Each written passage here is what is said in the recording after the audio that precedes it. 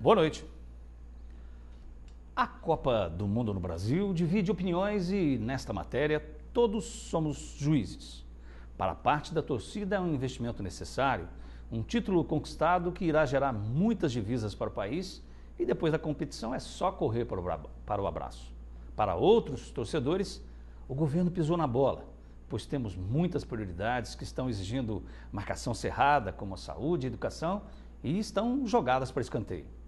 O fato é que a Copa do Mundo de 2014 deixa o país na marca do pênalti. Se analisarmos no campo de jogo os preparativos para a Copa, o país está pisando na bola, já que muita coisa ainda não está pronta. Isto se considerarmos que tivemos 7 anos para montar a infraestrutura necessária, ou seja, estamos jogando na retranca aos 45 do segundo tempo. Na arquibancada, no entanto, dirigentes da CBF afirmam que o Brasil irá surpreender e fazer barba, cabelo e bigode.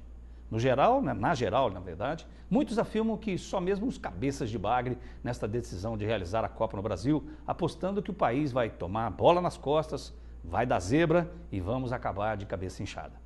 Claro que tem muita coisa envolvida neste tabuleiro. E agora também já não dá mais para tirar o time do campo e nem entregar a rapadura. Existem muitos bichos e luvas a serem pagas, muita bola dividida, patrocinadores e interesses políticos entrando de sola na zona do agrião. Neste alçapão, é bom lembrar que depois da Copa teremos eleição e a tabelinha política e futebol implica na suposição de marmelada. A própria FIFA já se mostrou encafifada com a possibilidade das máfias de apostas manipularem os resultados dos jogos. Vale recordar, no baú do futebol, que em 1994 o ex-presidente Fernando Henrique Cardoso estava perdendo a eleição de lavada para o então candidato Lula e após a vitória do Brasil na Copa e com o Plano Real como artilheiro, foi ripa na chulipa e pimba na gorduchinha. O candidato do PSDB venceu as eleições presidenciais com o dobro de votos do candidato petista. Nesta panela de pressão, existe ainda o temor das manifestações de torcidas organizadas e desorganizadas saírem nas ruas em protesto, como o que ocorreu na Copa das Confederações. Com alguns estádios sendo construídos de bate-pronto, comprometendo a segurança, alguns aeroportos bichados e muita coisa sendo deixada para escanteio, a poucos meses do início da competição, é bom ficar de olho no lance, pois a Copa do Mundo no Brasil pode se transformar em um verdadeiro gol contra. Pior que a seleção brasileira de futebol, por exemplo, perder a taça Jules Rimet, que ninguém quer, é o país fazer feio e tomar olé, um drible da vaca nos campeonatos da organização e da infraestrutura, levando o cartão vermelho de todos os países participantes. Quanto à saúde e educação, vamos aí embolando o meio de campo, fazendo firulas, pipocando, chutando para o mato, que o jogo é de campeonato. Estamos começando mais uma edição do Hora da Verdade, nesta segunda-feira, 13 de janeiro de 2014.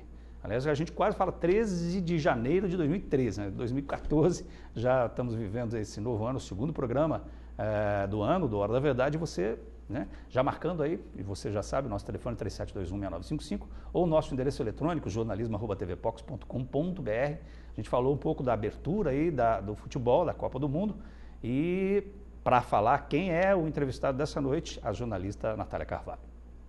Desde o final do ano passado, a Caldense tem treinado bastante para fazer bonito no Campeonato Mineiro de 2014. Para que o sonho de levar a taça do Mineiro se torne realidade, a veterana participa de amistosos contra times basicamente do estado de São Paulo e também do Rio de Janeiro. Tudo isso para testar o elenco antes da grande estreia contra o Guarani no dia 26 de janeiro, às 5 da tarde, na casa do adversário. Para falar sobre os assuntos referentes à Caldense, recebemos no Hora da Verdade de hoje, Franco Martins. Jornalista Natália Carvalho, então, apresentando para a gente o vice-presidente da Associação Atlética Caldense, o Franco Martins. Boa noite, Franco, prazer a sua presença aqui no Hora da Verdade. Boa noite, William, prazer é todo meu estar com você aqui no programa, um grande programa conceituado igual Hora da Verdade. Obrigado pelo convite. Então, Franco, eu abri aí para o programa falando da questão da Copa do Mundo. Qual que é a sua opinião? Você que é um esportista, né? Um grande campeão aí também do squash. Já a gente vai falar sobre squash também, que o Franco aí atua muito bem nessa área, joga muito bem essa bolinha. Mas falando aí sobre a questão da Copa do Mundo, qual que é a sua opinião como atleta, como esportista? Eu sou a favor da Copa no Brasil, sim, pelo futebol ser o país mais jogado no Brasil, mas sou contra como foi feita. Alguns estádios construídos em áreas que não precisavam ser construídos, em Manaus, em Cuiabá, eu acho que não vai ser usado depois. E muito dinheiro gasto, né? Mas eu acho ainda tem uma esperança que o que fica aqui no Brasil pode ser aproveitado depois. Porque, como você fala, né, a gente viu isso na Copa da África, por exemplo, na África, onde os estádios depois não tiveram utilização, ficaram subutilizados, e aí o que fazer com isso, né? Sim, eu acho que se tivesse usado já alguns estádios prontos que tem no Brasil melhorado, gastaria bem menos dinheiro, seria mais útil depois, do que construir estádios imensos, né, padrões FIFA, que eu acho que não vão ser usados depois. Franco, a Caldense para o Campeonato Mineiro de 2014. A Caldense já está pronta, né? Já está treinando para a estreia no dia 26 e o time tem bem montado, já está com jogos treinos, mais jogo treino essa semana ainda, mas o time está pronto, está bem otimista, fazer uma grande campanha, o intuito é chegar na semifinal, entre os 4, que Deus ajude aí que tudo ocorra bem para que isso aconteça. Vamos falar um pouquinho sobre aquele que tem, aliás, todos, né? A equipe sempre se faz, desde o técnico até o cara o massagista. Mas vamos falar do técnico da Caldense. Quem é ele? Às vezes muitas pessoas que estão acompanhando esse programa não têm acompanhado às vezes a Caldense. E quem é o técnico da Caldense? Qual é a experiência dele no futebol? O que ele vem trazer de novo para veterano? Leonardo Condé, um treinador novo, 35 anos. Já teve passagem por Atlético Mineiro e América em times de base. Começou lá. Depois foi para o Tupi de Fora, onde fez bons campeonatos mineiros. Foi para o estado do Rio de Janeiro, treinou no Nova Iguaçu por 2 temporadas. Agora está aqui na Caldense. Onde ele passou, ele sempre foi muito bem. Um cara muito inteligente, muito estudado. E na Caldense vai ser igual também. Ele vai fazer um ótimo trabalho aqui com a gente. É uma boa pessoa, ele é bom de diálogo também. E entende bem de futebol. Eu acho que trabalhando as coisas acontecem e ele trabalha muito. A gente falou, por exemplo, da infraestrutura que você mesmo citou, que essa questão da infraestrutura também no Brasil, a questão da Copa do Mundo, aí a gente falando da falta de estrutura, que a gente ainda está pensando nisso. A infraestrutura da Caldense, o Unidos Periquitos, sempre foi muito elogiado por todos os atletas que passaram aqui pela veterana, acredito que os atuais também, né? Sim, a Caldense tem um CT Geraldo Martins Costa, tem Unidos Periquitos, que para o interior de Minas é um dos melhores, ou do Brasil também. E todo mundo que vem trabalhar na Caldense fica muito à vontade, tem estrutura já pronta, né? Monta o elenco, já tem tudo em mãos. E com o Léo não é diferente, está adorando trabalhar na Caldense. Ele foi muito bem elogiado, a estrutura nossa por ele, mas a estrutura também não ganha jogo, né, William? Tem que a estrutura ajuda, mas tem a estrutura e o trabalho junto. E vamos falar dos jogadores da Caldense, que a gente tem aí alguns atletas, por exemplo, né? Algumas contratações aqui de 2014, o volante Maxwell, um dos jogadores com maior identificação com a torcida da Caldense, vai disputar mais uma vez o Campeonato Mineiro pela veterana. O goleiro Gilberto, que foi confirmado para o elenco de 2014. O experiente atleta de 35 anos foi o goleiro titular e um dos ícones da veterana na conquista do Campeonato Mineiro de 2002. O atacante Michael, de 27 anos, que já trabalhou com o treinador Leandro Condé, lá no Nova Iguaçu. Esses são os atletas assim que talvez você destacaria ou tem outros do plantel? Eu destacaria o Maradona também. O Maradona, que voltou tá para a Caldense, gosta muito de jogar na Caldense, sempre foi muito bem aqui. Ele e o Maxwell têm a cara da Caldense e é um prazer estar com os dois novamente aqui. O Plínio é um bom zagueiro, que já é o 3º ano com a Caldense. O resto são tudo caras novas, exceto o Gilberto, que depois de 12 anos, né, retornou, porque teve um problema com outro goleiro. Acho que as coisas Deus põe na hora certa, né? O goleiro foi embora e achamos o Gilberto no mercado, aí ele voltou para cá. Estamos felizes com ele aqui.